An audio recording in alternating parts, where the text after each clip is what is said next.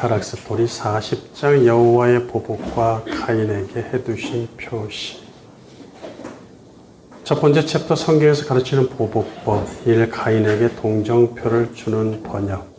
여호와 하나님은 당신의 손으로 직접 지으신 아담과 하와에게서 태어난 최초의 사람 가인을 버리셨습니다. 이로써 창조주는 당신을 신뢰하지 않는 자는 누구든지 버림받을 수 있음을 보이십니다. 여호와가 자신을 버렸다는 사실을 알게 된 가인은 자기도 하나님을 떠나 그분의 얼굴로부터 숨어 살기로 작정합니다. 본문 14절 재번역. 보십시오, 오늘 당신이 나를 그 땅의 얼굴로부터 내던졌으니 나도 당신의 얼굴로부터 숨을 것입니다. 그는 하늘로부터 오는 영적 자원이 끊어진 영적 방랑자로서 이 땅에 육적 자원만으로 살다가 영벌에 처할 운명임을 깨닫습니다. 그는 이 운명을 받아들이면서 마지막으로 주어진 자신의 수명이라도 보장받기를 요구하죠. 본문 14절 재번역. 나는 세상에서 비틀거리며 방황하는 자가 되었고 모두 나를 발견하게 되었으니 그가 나를 죽일 것입니다. 이에 대해 15절 첫 문장에서 하나님은 누구든 절대로 가인을 죽일 수 없으며 그의 생명을 보장해 주시겠다는 의지를 보이십니다. 본문 15절. 여호와께서 그에게 이르시되 그렇지 아니하다. 가인을 죽이는 자는 벌을 7배나 받으리라 하시고. 여기서 흥미로운 사실은 원어에는 그렇지 아니하다란 말이 없습니다. 이에 해당하는 원어는 라켄인데 이는 오히려 반대로 그렇다라고 번역되어야 하죠. 고대 역본인 70인역 불가타 시리아어 역이 라켄을 그렇지 않다로 번역했기에 한글 성경들이 이를 따르고 있다는 얘기죠. 70인역은 최초 히브리어 구약 성경을 헬라어로 번역한 거, 다 고대에 있었던 예수님 시대에 번역되고 있던 것들이죠. 불가타는 벌게이트라고 해서 유대인들이 자기들의 아람어로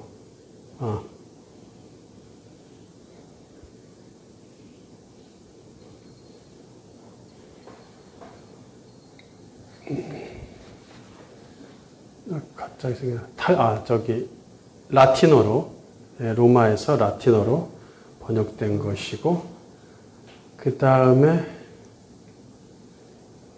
시리아어 역은 아람어에서 파생된 시리아어로 번역된 성경이라고 했어요.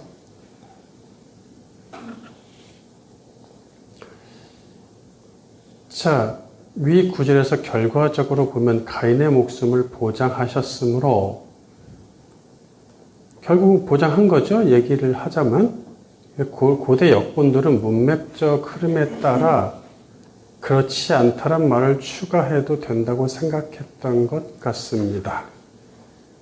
고대 역본들이 이제 히브리어를 번역하는 데 있어서 매우 어려움이 많았다는 얘기죠.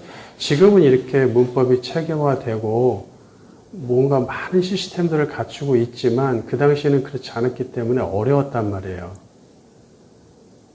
자기 나라 말에 대한 표준 국어사전, 백과사전 이런 게 있는 게 아니잖아요. 그렇다 보니까 이게 쉽지가 않습니다. 그래서 이제 의역들을 많이 하고 주석을 추가하고 이런 과정에서 원어에 없는 말들이 많이 들어갔다고 했죠. 가인이 목숨이 위태로움을 토로하자 하나님이 아니다, 너는 죽지 않을 터니 너를 죽이는 자는 큰 벌을 내릴 것이다 라고 말씀하신 것으로 이해했다는 얘기죠. 분위기상 이게 맞아요. 문자적으로는 분위기상 틀리진 않아 보입니다.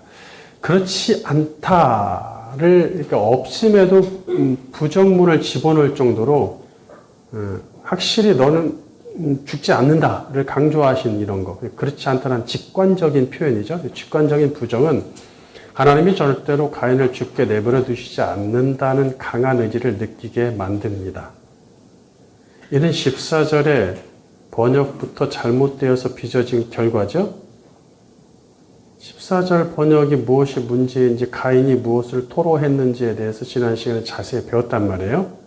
그런 번역에 따르면 가인이 하나님께 대한 믿음이 남아있어서 내가 주의 얼굴을 뵙지 못해서 죽게 생겼다라고 말했고, 하나님이 이런 분위기에 맞춰 아니다, 너의 목숨은 내가 보장하겠다라고 호의를 베푸셨다는 해석이 자연스럽게 나올 수밖에 없죠. 이런 번역과 해석은 가인을 긍정적으로 평가하며 그에게 동정표를 주는 효과가 있으므로 주의를 해야 합니다. 자, 그렇다면 라켄은 뭐냐면 그와 같이 따라서 그러므로라는 뜻을 가진 부사 캔에다가 이유와 목적을 나타내는 전치사 레가 붙어서 그렇기 때문에, 그런 이유로, 이렇게 애써 직역하자면 그렇기 때문에 그런 이유로란 뜻입니다. 그래, 라켄에 대하여 흠정역은 이런 까닭에로 번역하고, 그렇지 않다 이런 말 하면 안 된다는 거죠. 예. 그런 까닭에로 번역하고 고대 역본의 영향을 받지 않은 대부분 영어 성경이 그러므로, therefore로 다 번역을 하고 있어요.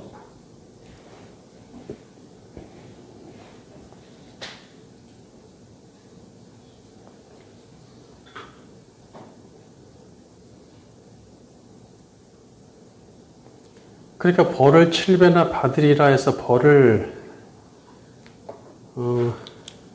여기서 그러므로라고, 그런 까닭에, 그렇기 때문에라고 주님이 말씀을 시작하신단 말이에요, 하나님이.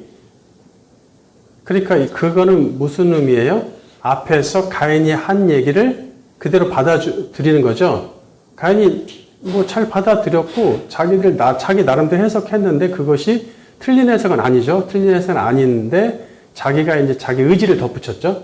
의지를 표명했죠. 나도 하나님 버린다. 하나님 버리셨으니까 나도 하나님 얼굴에서 숨겠다. 이런 식으로 이제 추가한 그 자기의 의지가 불손하죠. 불손한 부분인데, 그렇기 때문에 이제 나는 영적으로 방어하는 자니까 내 목숨은 보장받지 못한다. 왜냐하면 하나님의 주권에 의해서 목숨이 보장돼야 되는데 이제 난 버려진 자니까 또 다른 악인이 죽일 거 아니겠는가, 이런 어떤 이야기를 하니까 맞다 이거예요. 맞다 이거예요. 그렇다. 네 말이 맞다. 그렇다. 그런 의미를 갖고 있다는 얘기죠. 그러므로 그런 까닭에 이렇게 돼야 맞다는 얘기죠.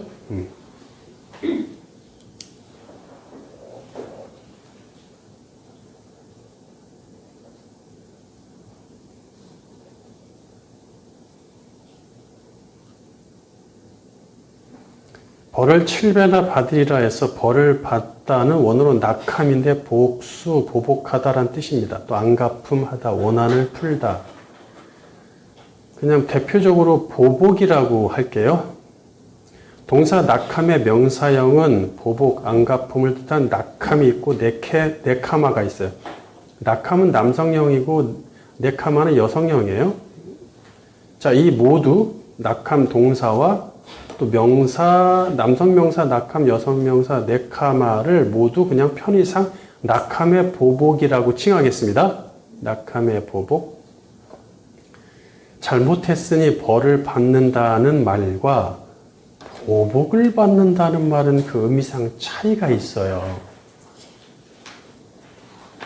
자, 그러니까 한글 성경이 이제 벌 받는다라고 하니까 더 이상 연구할 가치가 없는 거죠. 더 이상 깊이 연구를 안 하는 거예요. 왜냐하면 뭐 흠정역을 비롯한 이제 대부분 영어 성경이 보복을 받는다라고 보복으로 번역을 하고 있어요. 잘해요. 이 모든 사항을 고려해서 15절을 다시 번역하면 다음과 같습니다. 본문 15절 재번역. 여호와께서 그에게 말씀하시기를 그러므로 가인을 죽이는 자는 누구나 7배로 보복받을 것이다. 네.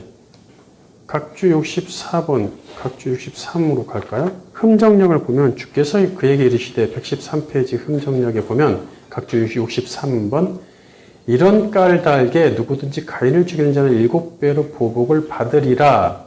그렇죠? 킹제임스도 therefore NASB, therefore, SLT, therefore 다 이렇게 넣고 있죠? 예, 받아들여서 그렇다라고 봐요. 그렇지 않다가 아니라 그렇다로 해야 된다는 얘기예요. 두 번째, 눈의 눈법과 피의 비법의 진정한 의미.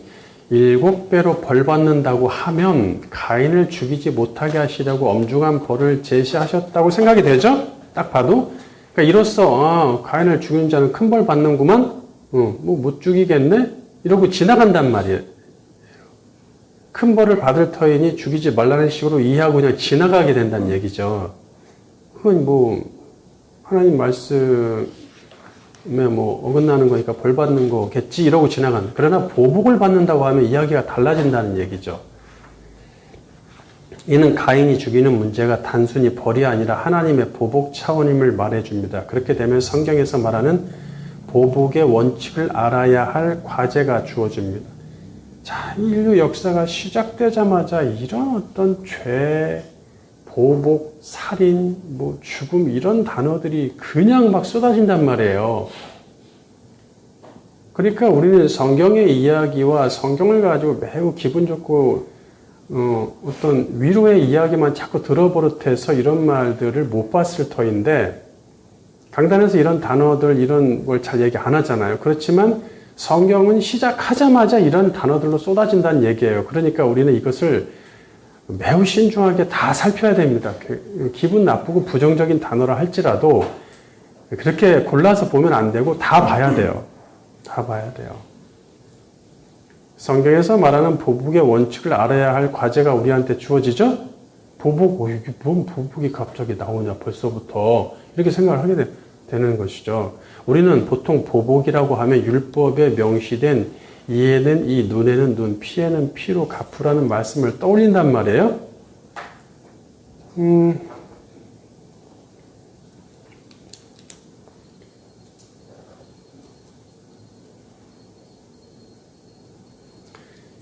그렇게 행한 그대로 갚으라는 명령을 편의상 줄여서 눈의 눈법이라고 할게요. 이에는 이, 눈에 눈, 손에는 손, 발에는 발 이런 거 있잖아요. 그거는 눈의 눈법이라고 할게요. 눈의 눈법을 보복법으로 이해를 하는데 이는 처벌법입니다. 레위기 24장 17절 사람을 쳐 죽인 자는 반드시 죽일 것이요 짐승을 쳐 죽인 자는 짐승으로 짐승을 갚을 것이며 사람이 만일 그의 이웃에게 상해를 입혔으면 그가 행한 대로 그에게 행할 것이니 상처에는 상처로 눈에는 눈으로 이에는 이로 갚을지라 남에게 상해를 입힌 그대로 그에게 그렇게 할 것이며 자, 타인에게 해를 가한 죄를 엄하게 처벌하는 이유는 그 처벌이 두려워서 타인을 해하지 못하게 하려는 것이잖아요. 한국은 세계에서 처벌이 가장 약한 나라 중에 하나이기 때문에 남을 해하는 범죄가 흔하게 발생해요. 지금도 전국에서 수없이 발생합니다. 거의 하루에 수백 건 이상이 발생하죠. 반면에 싱가포르는 세계에서 가장 처벌이 강한 나라이기 때문에 남을 해하는 범죄가 거의 없습니다. 예를 들어서 도둑질하면 손 자르고 그러는데 뭐 누가 도둑질을 하려고 하겠어요? 안 하지. 근데 우리는 도둑질하면 월급 좀 내면 끝나죠. 차이가 좀 있죠. 아니면은 뭐 잠깐 뭐 좀 이렇게 들었다 나온다든지 그 정도 수준이라서. 하나님은 눈의 눈법을 설명하는 레위기 24장에서 낙함의 보복을 사용하시지 않습니다. 원어에는 무엇을 대신해 하다라는 뜻의 타하트가 사용되죠. 그러니까 갚으라, 안 갚음하라 이런 뜻으로 자꾸 번역이 되는데 이게 그런 뜻이 아니에요. 타하트는 대신하다 이런 뜻입니다. 대신하다. 눈에는 눈으로 대신하라 이런 말이죠. 따라서 눈의 눈법은 인간끼리 서로 보복을 허용한 개인적 부부법이 아니라 남을 해한 죄에 대한 처벌법이에요. 그러니까 이렇게 생각합니다. 누가 나를 해했어. 내 손가락 하나를 잘랐어. 그러면 내가 가서 그 사람 손가락 자르라는 얘기가 아니에요. 내가 하는 게 아니에요. 제사장한테 오고 지휘자한테 와서 공식적으로 처벌을 받는 거예요. 형벌을 내리는 거예요. 뭐 우리나라 벌금 얼마 몇 년 징역 하듯이 그렇게 한다는 얘기예요. 어디서? 법을 집행하는 자들한테서 공식적으로. 개인적으로 하는 게 아니라. 신명기 19장 19절 그가 그의 형제에게 행하려고 꾀한 그대로 그에게 행하여 너희 중에서 악을 제하라. 그리하면 그 남은 자들이 듣고 두려워하여 다시는 그런 악을 너희 중에서 행하지 아니하리라. 내 눈이 긍휼히 여기지 말라. 생명에는 생명으로 눈에는 눈으로 이에는 이로 손에는 손으로 발에는 발로이니라. 네. 자, 이 눈의 눈법을 주신 궁극적인 목적은 이웃을 함부로 해하지 못하게 함으로써 이웃을 존중하고 사랑하게 하려는 것이죠. 성경에서 처음으로 보복의 개념을 언급하는 곳은 창세기 9장으로 가야 돼요. 창세기 9장 5절 바른 성경. 반드시 내가 너희 생명이 되는 피를 찾을 것이니 짐승이면 짐승에게서 사람이나 사람의 형제이면 그에게서 내가 생명의 피를 찾겠다. 누구든지 다른 사람의 피를 흘리면 다른 사람에 의하여 그의 피를 흘리게 될 것이니 하나님께서 자기 형상대로 사람을 지으셨기 때문이다. 창세기 9장 6절 다른 사람의 피를 흘리면 그 사람의 피도 흘릴 것이니 이는 하나님이 자기 형상대로 사람을 지으셨음이니라. 자, 바른 성경 먼저 볼게요. 6절에 다른 사람에 의하여는 원어로 바 아담, 아담의 바가 붙었죠, 전치사. 그러니까 사람에 의하여란 뜻으로 번역이 될 수 있어요. 이 바가 뭐 장소, 위치, 뭐 이유, 근거, 뭐 여러 가지 의미가 있지만 여기서는 사람에 의하여가 가장 합당한 번역으로 보고 있어요. by man. 영어들도 다 사람에 의하여 이렇게 번역을 하죠. 아쉽게도 개역개정 창세기 9장 6절 제가 옆에다 밑에다 올렸죠. 바 아담을 번역하는데 누락시키죠. 번역을 안 해서 다른 사람의 피를 흘리면 그냥 그의 피도 흘릴 것이니라고 했지 다른 사람에 의하여 또 사람에 의하여라는 말이 없죠.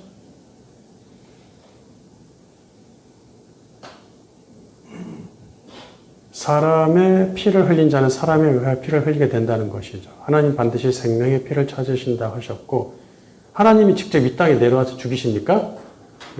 그러기실 필요가 없으시죠. 하나님은. 직접 죽이시지 않더라도 사람을 통해 죽이신다는 가능성이 내포된다는 얘기예요. 사람을 통해서. 그 사람이 어떤 사람, 아직은 지금 창세기 9장에서는 법이 없죠. 이제 막 둘째 세상이 시작됐어요. 노아가 방주 밖으로 나와서.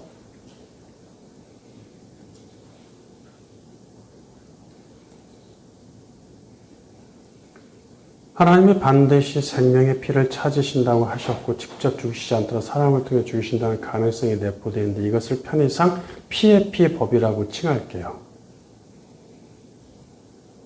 그러나 창세기 6장에도 사실상 하나님 낙함의 보복을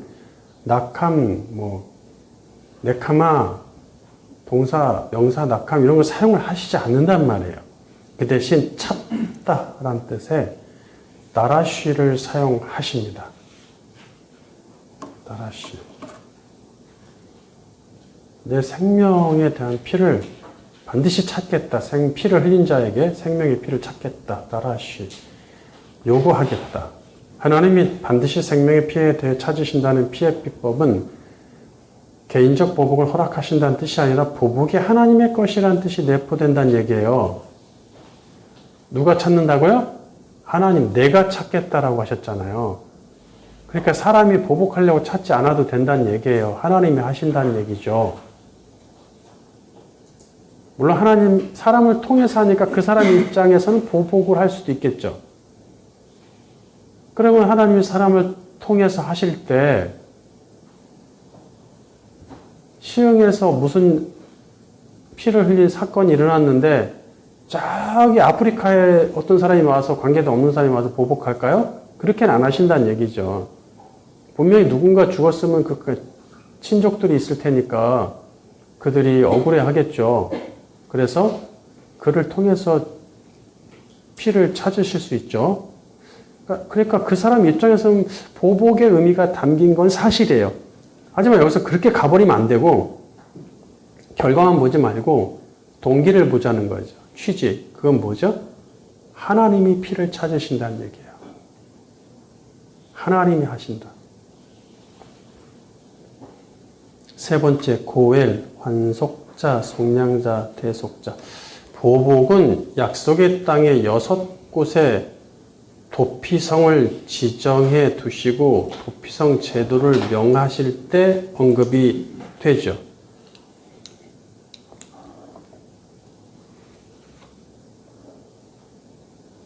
고의로 살인한 고살자는 반드시 생명을 해친 대가를 치르게 되는데 이때 피해자의 친족이 살인자를 죽일 수 있습니다. 네, 허용이 돼요. 자, 이제 공식적으로 허용이 된 거예요. 하지만 실수로 살인한 오살자는 피해자의 친족의 보복을 피하여 도피성으로 들어가 생명을 보존할 수가 있습니다. 그러면 그 도피성을 담당하고 있는, 도피성이 다 누구의 것이냐면 레위 지파의 도시, 성읍을 도피성으로 했기 때문에 거기에 제사장이 있단 말이에요. 제사장, 대제장이 살아있는 동안에는 이 살인자를 벌하지 못한다는 얘기예요.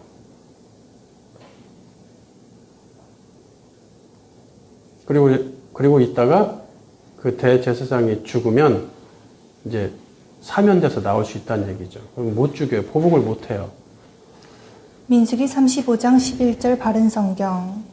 너희에게 도피성이 될 성읍들을 정하여 실수로 사람을 쳐 죽인 살인자가 거기로 도피할 수 있게 하여라.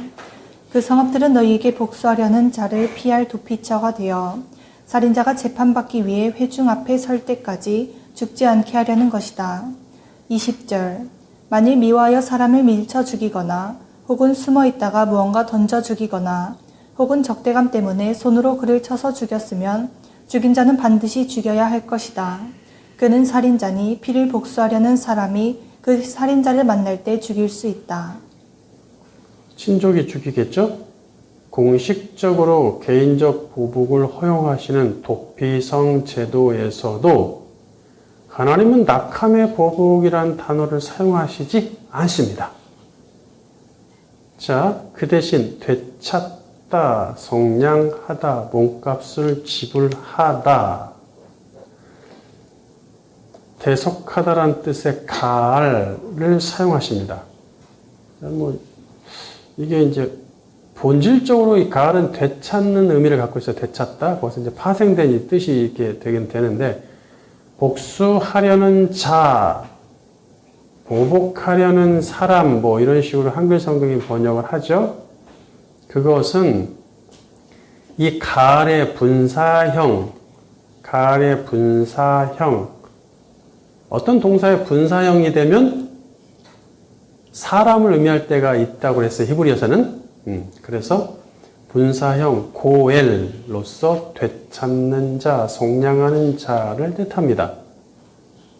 살인자의 피로서 피해자의 피를 되찾아온다는 얘기예요. 피해자가 내 친족이 피해를 당해서 죽었어. 피를 흘려 죽었어.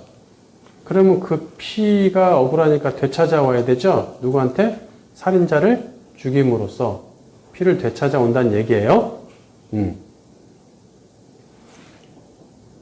그러니까 이게 복수라는 번역이 위험하다는 얘기예요, 이것이.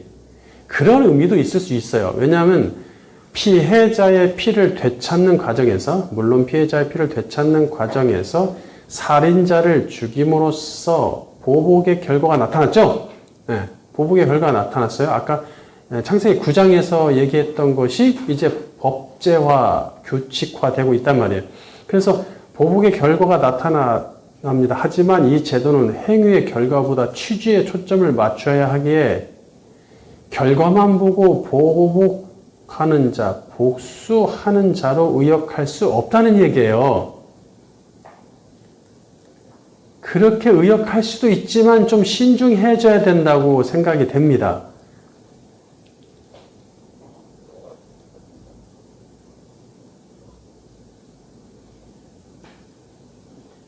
뭔가의 대가를 치르고 되찾아온다는 의미를 내포해야 된다는 얘기죠.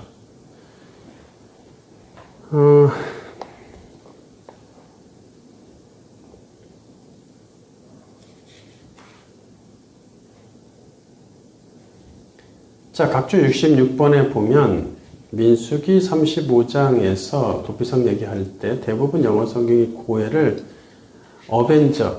어벤져스 요즘 영화 나오는데 거기 생각나 보복자로 번역하며 표준 직역성경 LSV와 영의 직역성경 YLT가 리디머, 제가 환속자라고 이름을 붙여놨어요. 리디머. 그러니까 요게 조금 설명을 하자면 위에서 고엘의 의미에 가장 정확하면서 한 단어로 된 호칭은 한글에서 없어요. 이게 그러니까 국어사전에서는 없으므로 만들자면 값을 치러 되찾아오는 자라는 뜻의 환속자일 것입니다. 환속자. 챗 GPT를 괴롭혀가지고 환속자란 말을 찾아내긴 했는데 그래도 뭐 여러분들이 이해하시면 되니까 없는 말이라고 해도 자, 각주 67번 영어에는 가엘, 가레, 분사형 되찾는 자라는 뜻의 가엘, 되찾다는 뜻에 해당하는 정확한 단어가 있어요.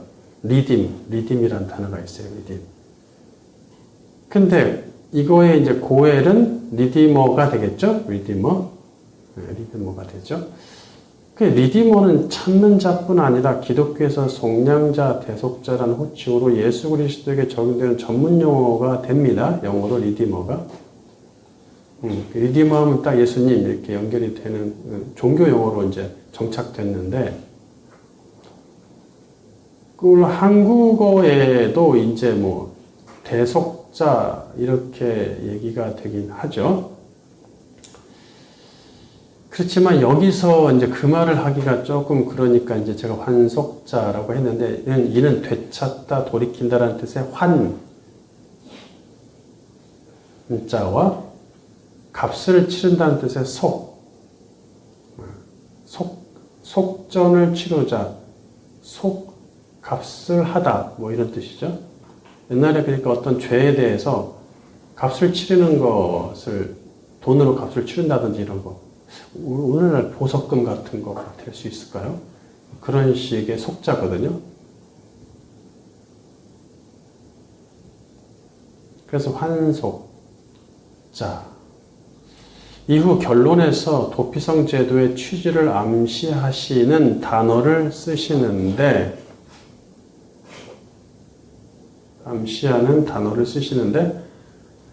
그것은 속전, 속함입니다.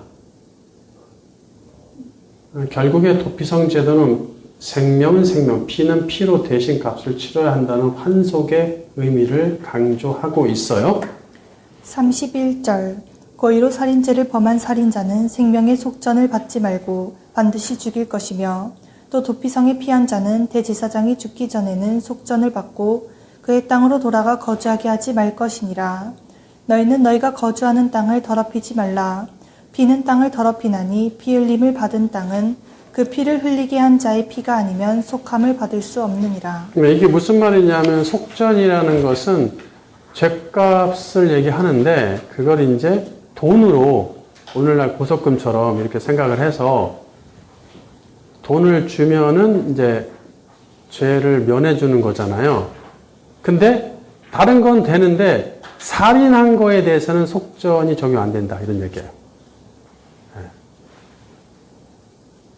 그리고 실수로 죽였어 사람을. 그래서 도피성에 숨었어. 도피성에 가서 목숨을 연명하고 있는데 돈이 생겼어.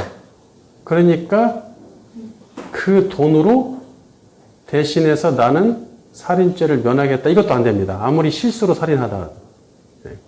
살인에 관해서는 속전, 카파르, 이게 카파가 이 속전이 저기서 온 말인데 노아 이야기에서 노아 겉에다 바른, 방주에다 바른 그거 있죠? 코페를 거기서 오는 말인데 어쨌든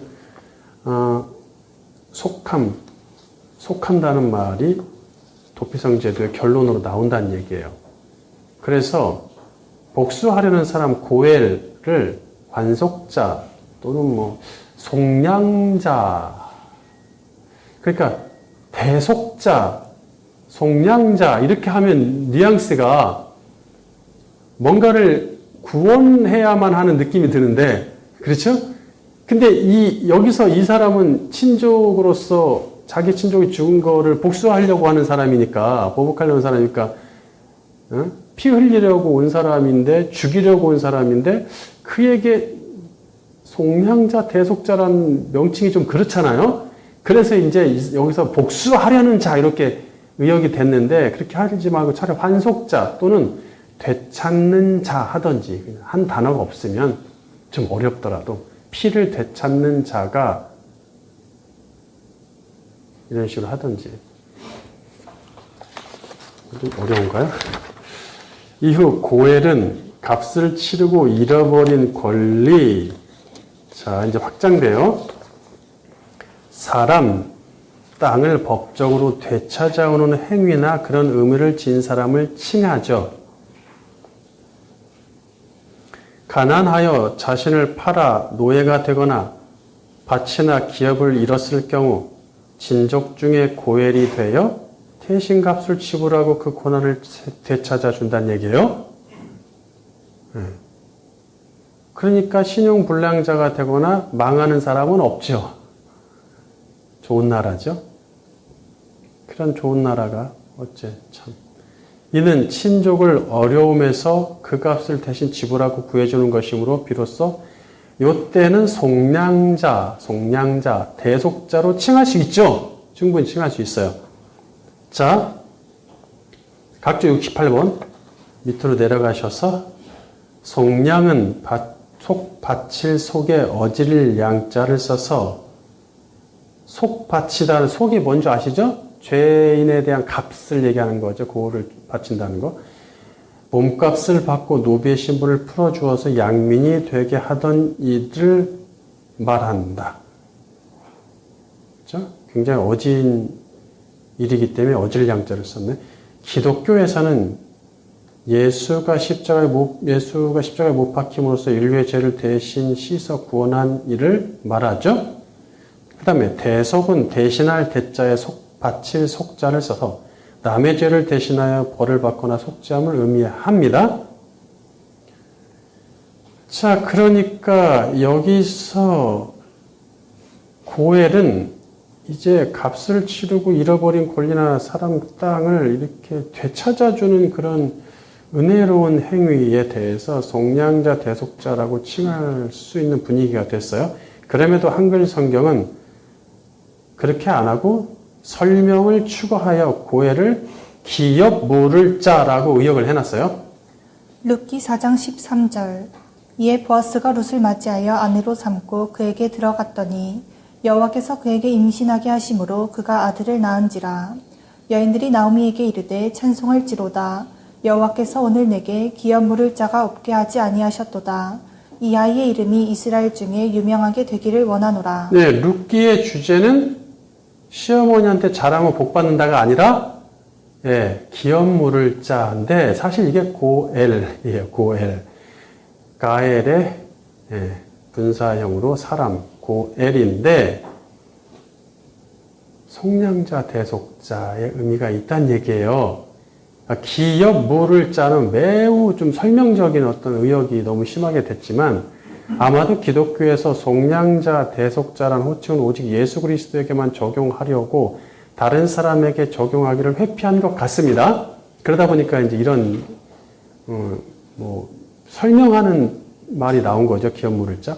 그것도 합당한 이유는 되지만 적어도 보아스에 대해선 그가 예수님의 직계조상이자 모형으로서 속량자, 대속자라는 호칭을 사용해도 좋을 것 같습니다. 그렇죠? 보아스 외에 율법에서 고엘을 모두 속량자, 대속자로 번역하더라도 저는 잃는 것보다 얻는 게 많다고 봅니다. 예수님을 직접 얘기하는 단어니까 사람한테 적용하기 그렇게 하자면 정말 빼야 될 단어들이 많아요. 응?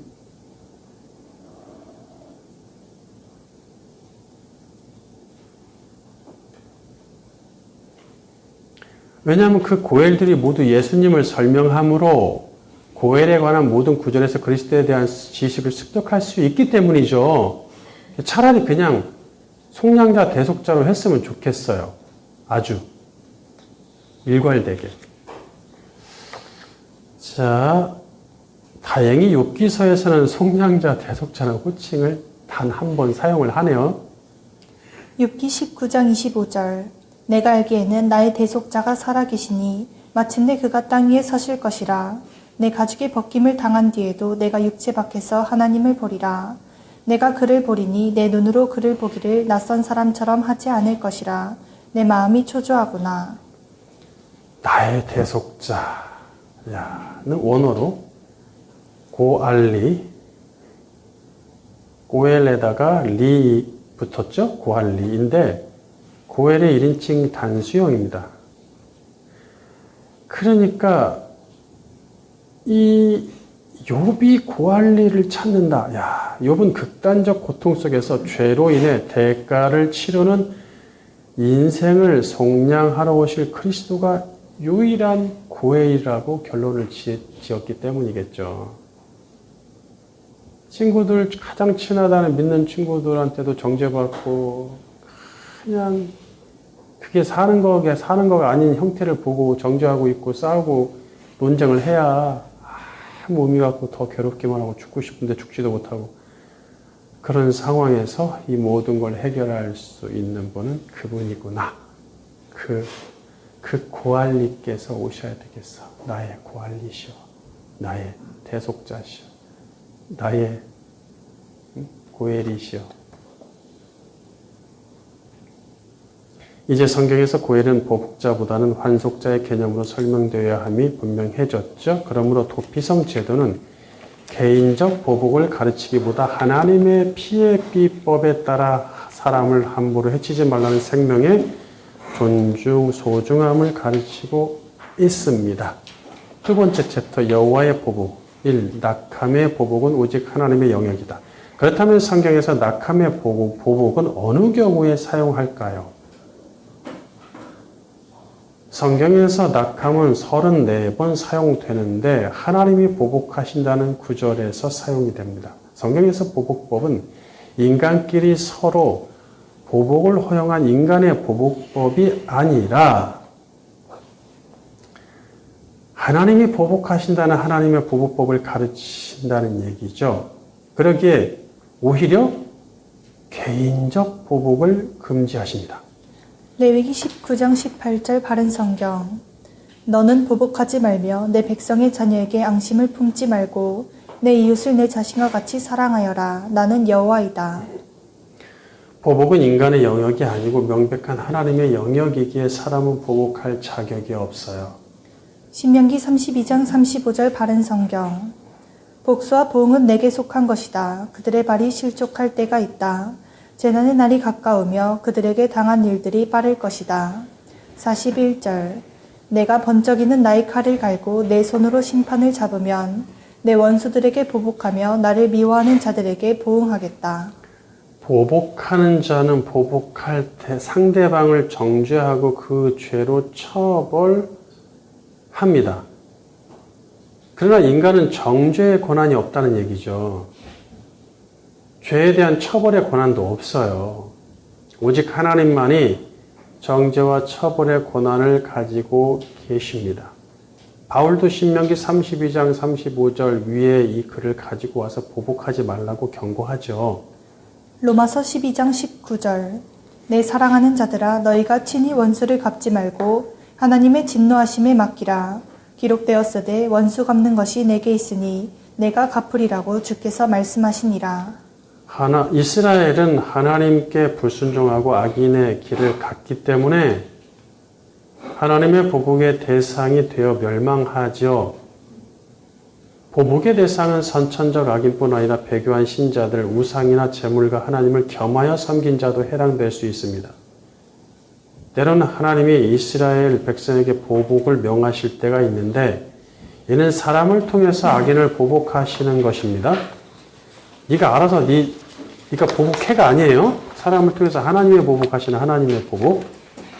민수기 31장 3절. 모세가 백성들에게 말하였다. 너희 가운데서 전쟁에 나갈 사람들을 무장시켜 미디안을 치러 보내어 여호와의 원수를 미디안에게 갚아라. 에스겔 25장 14절. 내가 내 백성 이스라엘의 손에 맡겨 에돔에 대한 내 보복을 할 것이다. 그들이 내 진노와 내 분노대로 에돔에게 행할 것이니 그들이 나의 보복을 알게 될 것이다. 주 여호와의 말이다. 16절.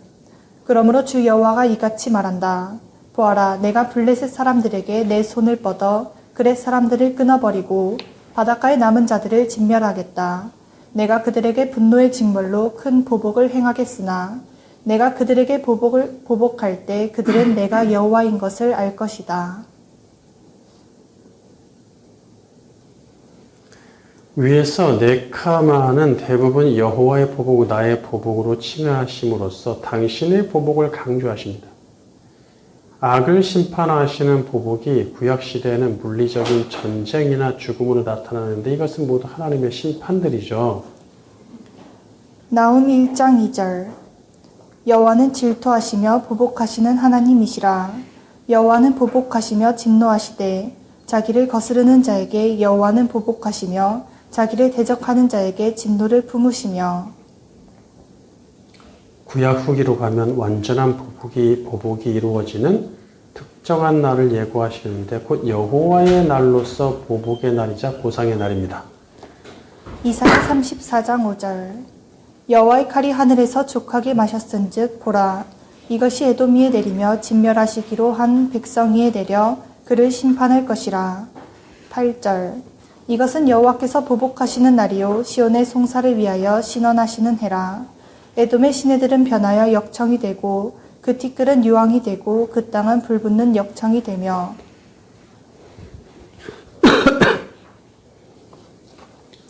본래 에돔은 야곱의 형제 에서의 후예이자 이삭의 자손이죠. 이삭의 아들이에요. 그들은 택자인 이스라엘을 돕고 하나님을 함께 섬겨야 했던 자들이죠. 믿음의 집안이에요. 에돔은 택자를 돕지 않고 오히려 비웃고 박해한 세력을 대표합니다. 에돔의 보복에 대한 이야기가 적지 않습니다. 지금 아까 위에도 보면은 보복 얘기할 때 에스겔 25장에서도 에돔에 대한 보복이거든요. 그러니까 이렇게 에돔에 대한 보복을 재차 말씀하시는 이유가 있단 말이에요. 택자를 돕지 않고 오히려 비웃고 박해한 세력을 대표합니다. 믿음의 집안으로서. 하나님은 반드시 택한 백성을 박해한 자들, 돕지 않은 자들, 비웃는 자들에 대해서 보복하시죠. 그 보복이 예수님 시대에 일어나죠. 그래서 어떻게 됩니까? 유대인들 대부분 죽죠. 심판을 받죠. 그런데 유대인들이 누구예요? 율법을 가진 하나님을 배우는 자들이었잖아요. 자기들이 아브라함과 이삭과 야곱의 후손이라고 장담하던 악인들이 자기들끼리 악하게 사는 것보다 그 울타리 안에 하나님의 총회나 교회나 이런 울타리 안에 들어와 있는데 그 안에서 지멋대로 내가 복음을 펼치다가 또는 이단적인 행위를 하다가 진실하게 믿는 사람들을 박해하고 힘들게 하는 것은 하나님한테 보복의 대상이 될 수 있다는 얘기예요. 네? 그런 자들은 속함받기 어렵다고 했죠? 개와 돼지처럼 더러운 곳에 다시 가서 뒹구는 거니까.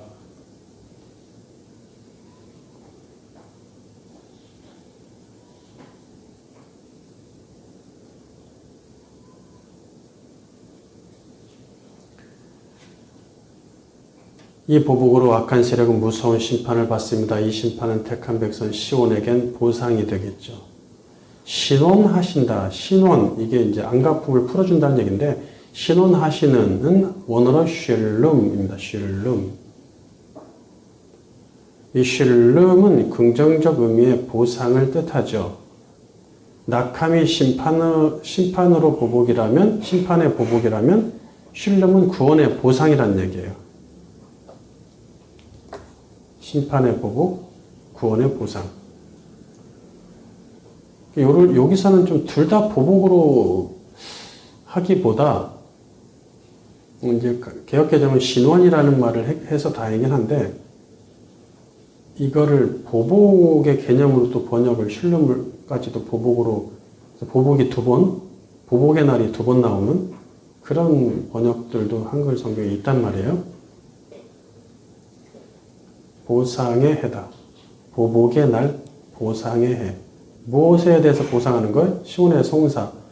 시온을 놓고 사탄과 그의 세력들이 엄청 논쟁을 벌이죠. 가만두지 않고. 야, 뭐 이렇게 이런 백성인데 가만두면 되냐? 공의의 하나님이 심판하셔야지. 이렇게 엄청난 그 죄에 대해서 고발하고 했던 그 모든 것들에 대해서 보상해 주신다. 고통스러움이 이만저만이 아닐 거 아닙니까?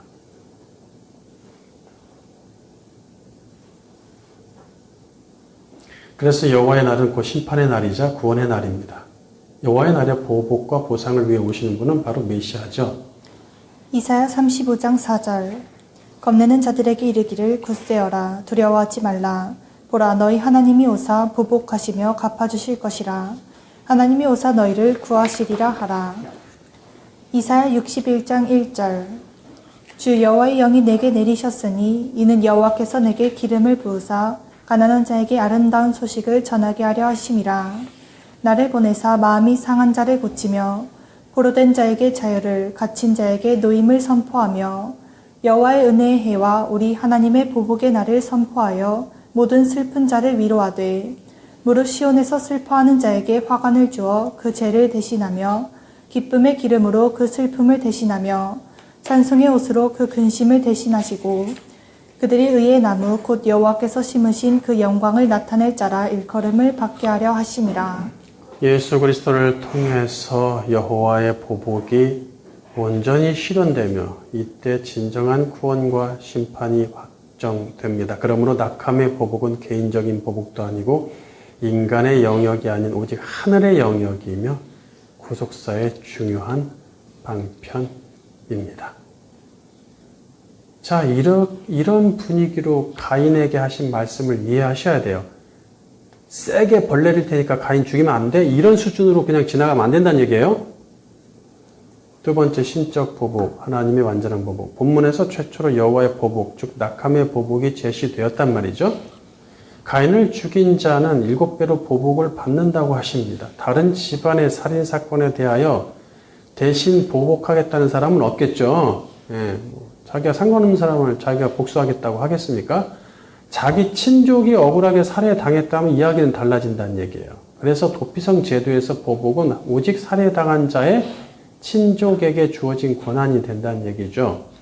아벨은 부인도 자녀도 친인척도 없으니 친족이라곤 부모밖에 없습니다.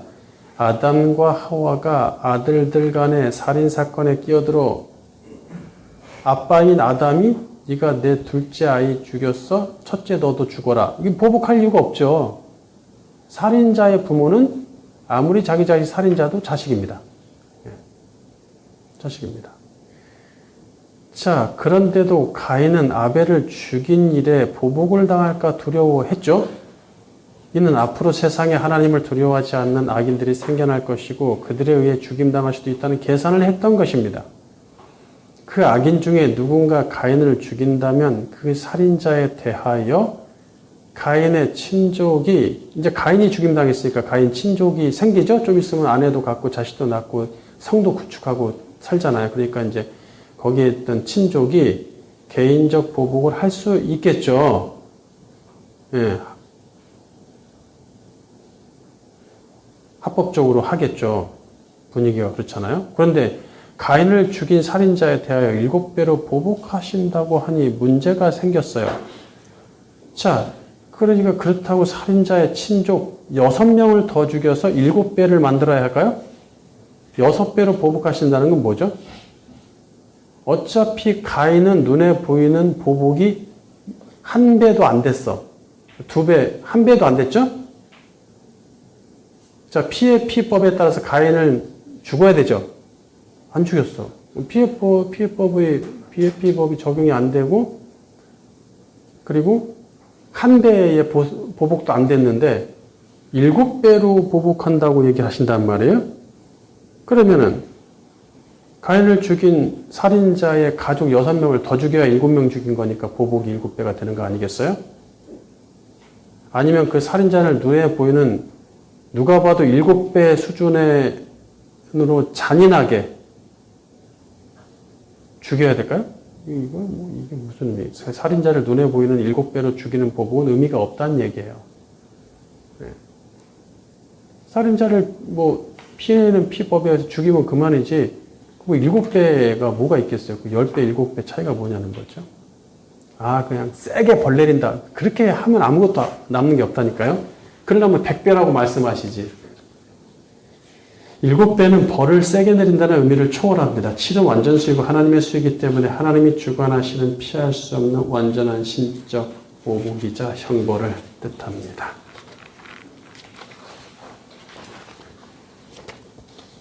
이스라엘이 하나님 말씀에 불순종할 때 7배의 완전한 신적 형벌이 주어집니다.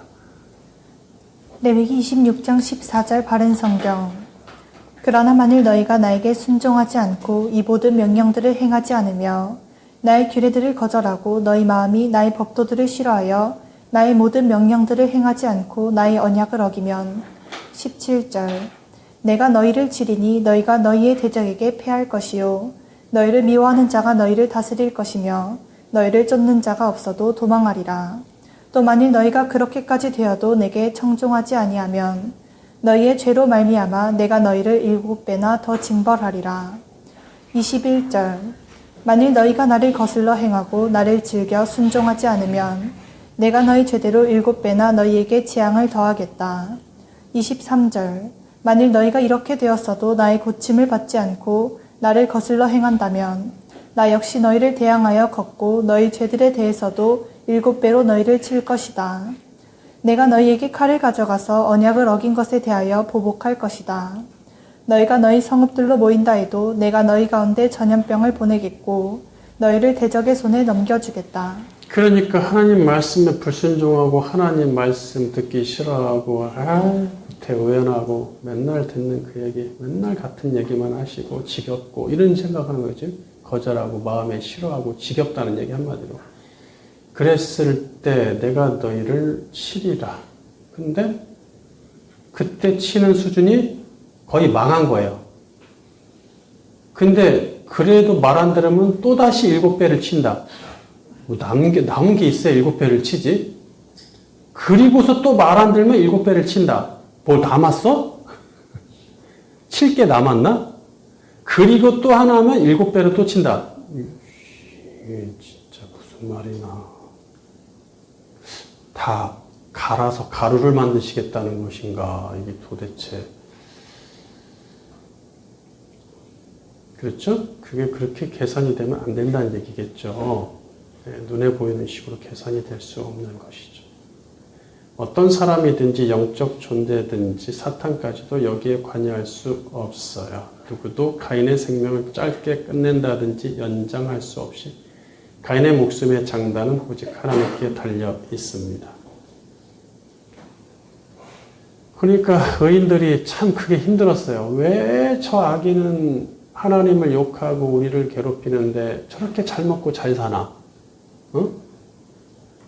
이것이 너무 힘들었단 말이에요. 처음에 그 진리를 발견하지 못하고 깨닫지 못했기 때문에 너무 힘들어서 그 시를 보면 나오잖아요. 그들은 오히려 장수해 또. 하나님은 그들의 생명까지 다 잡고 계세요. 왜? 만약에 다 죽어. 그러면 너도 나도 안 되겠다. 하나님 믿어야겠다. 이렇게 될 거 아니야. 자기 의지로. 자기 이해로. 절대 그렇게. 누가 봐도 하나님 안 믿으니까 저 잘 먹고 잘 산다는 걸 보여줘야 안 믿지. 그 얘기는 뭐예요? 당신이 찍은 자만 믿게 하겠다는 얘기겠죠. 명확합니다. 명확해.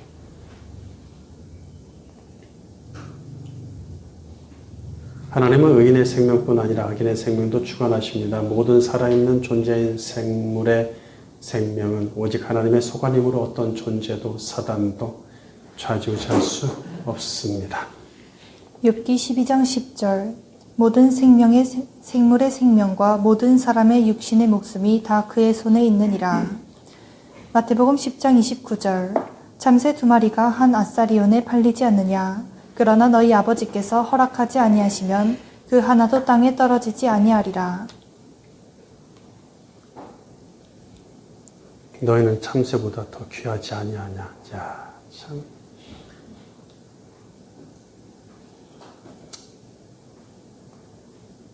부끄럽죠. 세 번째 챕터 가인에게 두신 악인의 표 1. 가인에게 눈에 보이는 생명 보증표를 주셨는가? 그렇다면 하나님이 가인의 목숨을 보장해 주신 이유가 무엇일까요? 다 답이 나왔지만 그는 절대로 빨리 죽으면 안 되기 때문이겠죠. 그가 오래 살면 살수록 그는 더 많은 악을 쌓아서 쌓인 그 악 때문에 심판을 받을 것입니다. 그의 악의 수위가 찰 만큼 반드시 살아있어야 한다는 얘기예요. 게다가 그는 악인의 계열을 형성할 악인의 시조가 되죠. 네. 그러니까 그를 통해 많은 악인의 집단을 배출해야 합니다.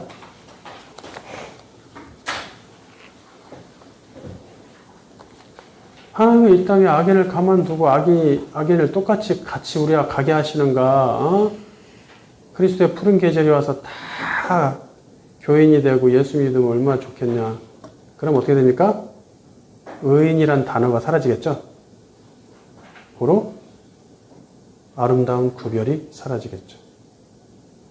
악은 매우 악해야 됩니다. 더 악해야 됩니다. 그래야 우리가 가진 의의가 빛이 나죠.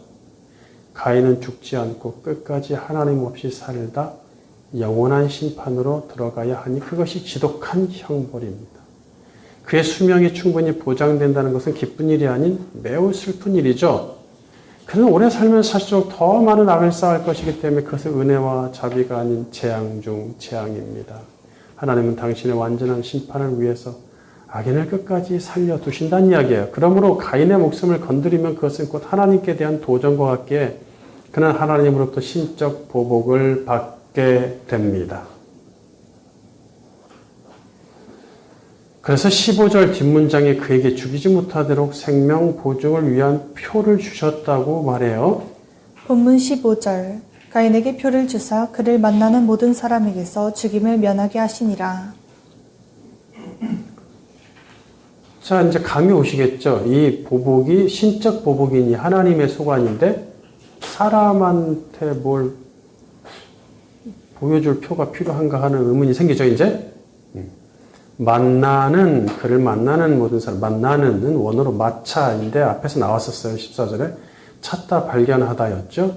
즉 지나가다 우연히 만나는 사람을 포함하지 않으며 목적을 가지고 그를 발견하는 모든 사람으로부터 죽임을 당하지 않는다는 뜻입니다. 표를 주셨다고 하니 가인이 직접 그 표를 받았다는 뉘앙스를 줍니다. 이는 마패 아시죠?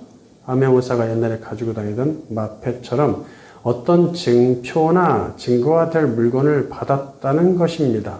가인이 살다가 자기를 찾는 자가 나타나서 자기를 죽이려고 하면 암행어사가 마패를 보여주듯이 증표를 딱 보여주면서 봤지?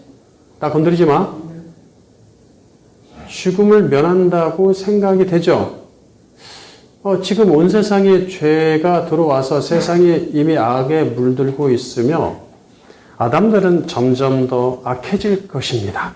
가인은 세속 문명과 함께 더 많은 악인을 배출할 것입니다. 어차피 가인을 죽이는 자는 악인일 터이니 악인이 하나님의 명령을 따를 리가 없겠죠. 아마 발견자에게 가인이 생명 보증표라고 보여주면 웃을 것이 분명합니다. 웃기고 있네 이렇게 되겠죠.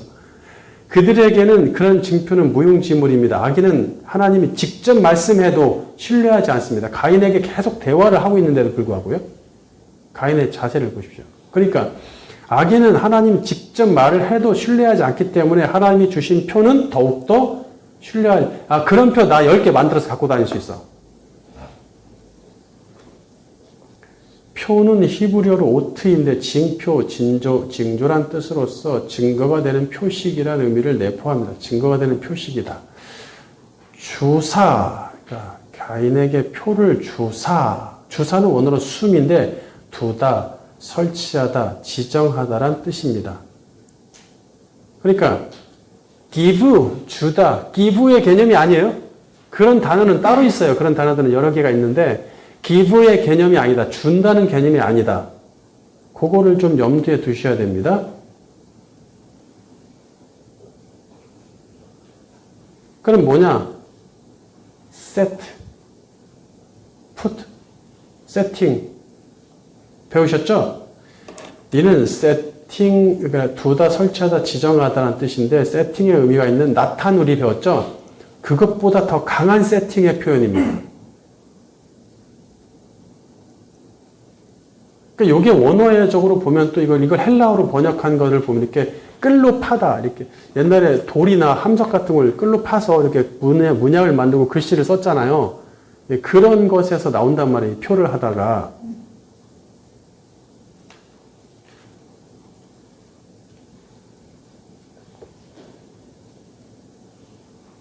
그리고 강한 세팅이죠. 표를 가인에게 주셔서 가인이 지니고 다니는 것이 아니라 하나님이 그에게 무언가를 지정하시려고 표시를 해두시는 뜻입니다. 15절 뒷문장을 원어대로 다시 번역하면 다음과 같습니다. 본문 15절 재번역. 여호와께서 그를 발견하는 누구든 그를 죽이지 못할 표시를 가인에게 해두셨다. 네, 다시 한번 읽어주세요. 여호와께서 그를 발견하는 누구든 그를 죽이지 못할 표시를 가인에게 해두셨다.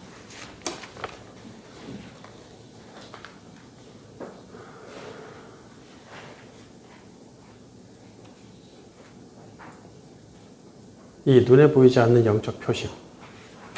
영어 성경들은 하나님이 가인에게 표시를 해두셨다는 식의 set, 아까 set, put 이런 얘기 했죠? set의 개념으로 번역을 잘했어요. 한글 성경 중에 제가 좋아하지는 않지만 한글 킹제임스가 또 번역을 그 부분은 잘했더라고요. 창세기 4장 15절 한글 킹제임스 번역. 주께서 가인에게 표를 하여 그를 만나는 어떤 사람도 그를 죽이지 못하게 하시니라. 주께서 표를 했다. 이렇게 되죠? 뭔가를 이렇게 물건을 준 걸로 하면 안 된다는 얘기예요. 하나님이 가인에게 해두신 표시는 무엇일까? 그것은 눈에 보이는 물리적인 표시라고 볼 수가 없다는 얘기예요. 만약에 사람에게 눈에 보이는 표시라면 눈을 가진 사람을 위함일 터인데 악인은 그런 표를 신뢰하지 않는다고 했죠? 그러면 가장 가능성 있는 표라는 것이 눈에 보이는 표라고 생각하면 가인을 보면 죽이고 싶지 않을 정도로 얼굴에 여기 칼 흉터가 한 10개 있으면은 왔다가 도망갈 수 있겠네. 그죠? 우리가 이제 뭐 몸에 이제 용을 한 몇 마리 그려놓고 내놓고 다니면 위아래로 조금 기분이 그렇잖아요? 그런 것처럼 뭐 그런 표시를 해두셨을까? 용을 한 몇 마리 그려놓고 라든지 얼굴에 뭐 이렇게 흉터를 강하게 해서 뭐 그 정도는 해야지 마패 같은 표 보여준다고 해서 살인자가 와서 도망가겠어요? 어림도 없죠? 자, 그런 식으로 할 수가 없다. 그러므로 눈에 보이는 물리적인 표시가 아닌 눈에 보이지 않는 영적인 표시여야 합니다. 잘 이어서 잘 생각을 하셔야 돼요. 성경에서 벌써부터 이런 표가 나오고 있단 말이에요. 초장부터.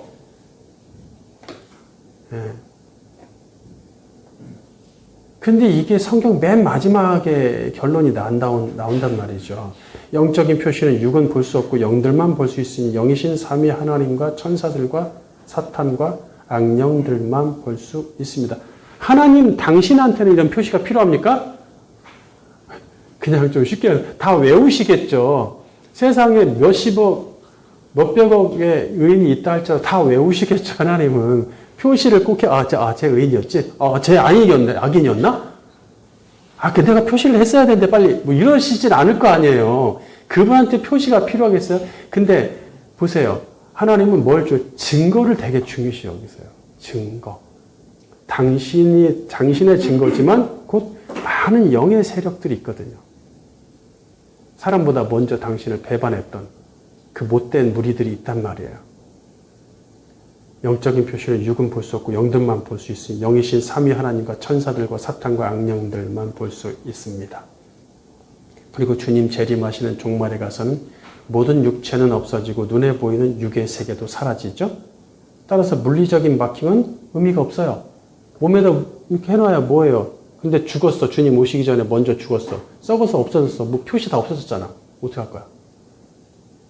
그가 주머니에 단추 같은 증표를 갖고 있다가 같이 무덤 속에 들어가서 없어지면 어떻게 할 거야, 그거?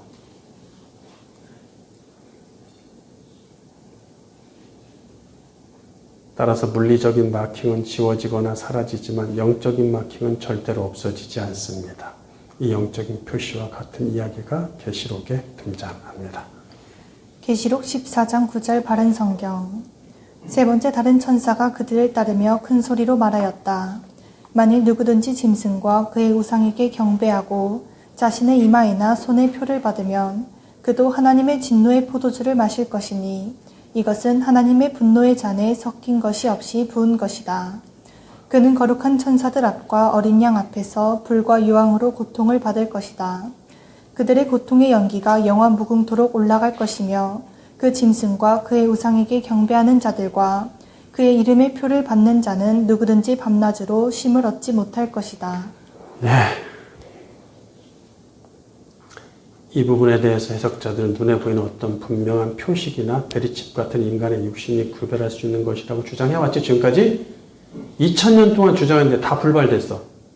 요즘 조금 조용해지는 듯. 베리칩도 또 난리 나가지고 이 교회 저 교회에서 강의하고 뭐 엄청나더니 쑥 들어갔어. 사람한테 안 쏘네? 사람한테 쏴야 되는데 강아지한테만 쏴.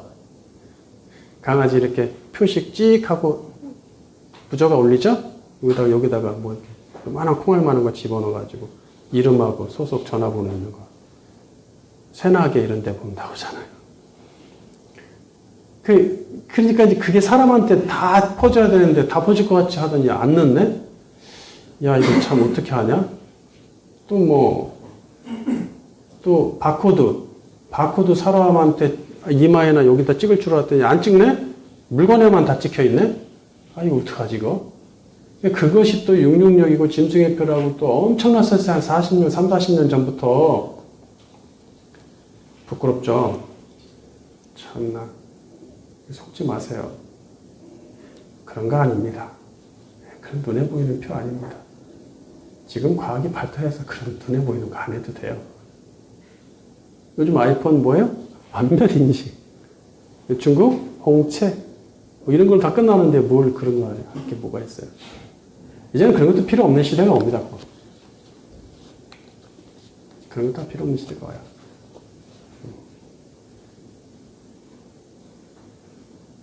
그러니까 그런 걸 가지고 뭐 666이 아니냐, 받지 말라, 받으면 죽는다, 이런 거 하는 거에 유혹되지 마십시오. 이는 사람이 구별하라고 있는 눈에 보이는 표가 아닌 영적인 표이며 하나님과 영들만 구별하는 표입니다. 그리고 상징적인 거예요. 이게 너는 예수의 사람, 너는 사탄의 사람, 너는 의인, 너는 악인. 이 구별을 하겠다는 것이 더 중요하다는 얘기죠. 이 취지가. 하나님은 인류의 역사에서 악인과 의인과 악인을 명백하게 핑계치 못하도록 표시를 하십니다. 이 악인의 표는 비록 사탄에 의해서 주어진다 할지라도 하나님의 허락과 주관 없이는 의인이든 악인이든 아무도 어떤 표시를 할 수가 없어요. 의인의 악인의 삶과 죽음을 비롯해서 의인의 영원한 죽음과 심판은 공의로우신 하나님에 의해서 거행될 것입니다. 그리고 악인들은 의인이 살아있는 동안에는 반드시 옆에서 살아있어야만 합니다. 아니 세상에 다 의인만 있으면 여러분이 다 거듭난 자 있어요. 여러분이 성화 되실 것 같으세요? 성화 안 됩니다. 절대로. 성화는 꿈도 못 꿉니다. 옆에 나를 건드리는 자가 있어야 내가 성화가 됩니다. 반드시. 이런 사람 저런 사람이 다 존재하죠. 그게 하나님의 뜻이에요. 마지막 날까지 악인의 라인과 의인의 라인은 끊어짐 없이 이어져야 합니다. 악인은 그들의 인생에서 심판의 증거를 쌓아야 하기에 살아있어야 하고 의인은 그들의 인생에서 구원의 증거를 쌓아야 하기에 살아있어야 합니다. 그러므로 의인이 살아있으면 하나님의 크신 은혜이지만 악인이 살아있으면 가혹한 형벌입니다. 불신자가 뭐 이렇게 오래 사냐? 걱정하지 마십시오. 가혹한 형벌을 받고 있는 중이니까. 가인이 오래 살면 살수록 번성하면 할수록 그는 더 깊은 형벌을 받는 삶이 됩니다. 결론. 하나님의 개입하심으로 의인된 우리들의 삶은 영적으로 방황하지 않습니다. 그들과는 비교할 수 없는 은혜롭고 영광스러운 삶이죠.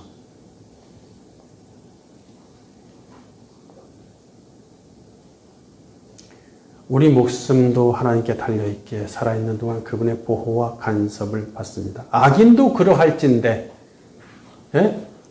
목숨이 신적 보호 중에 있다면 의인은 오죽 더 하겠습니까? 더 많은 보호와 간섭과 사랑을 받으려면 하나님을 외면하고 떠나는 삶이 아니라 그분의 얼굴 앞에서 걷는 동행이 필요하겠죠. 가인이 뭐라고 했어요? 네, 하나님의 얼굴에서 숨겠습니다. 하나님 얼굴 앞에서 걸어라 동행. 목숨이 붙어 있다는 것은 더 많은 구원의 증거들을 쌓으라는 뜻입니다.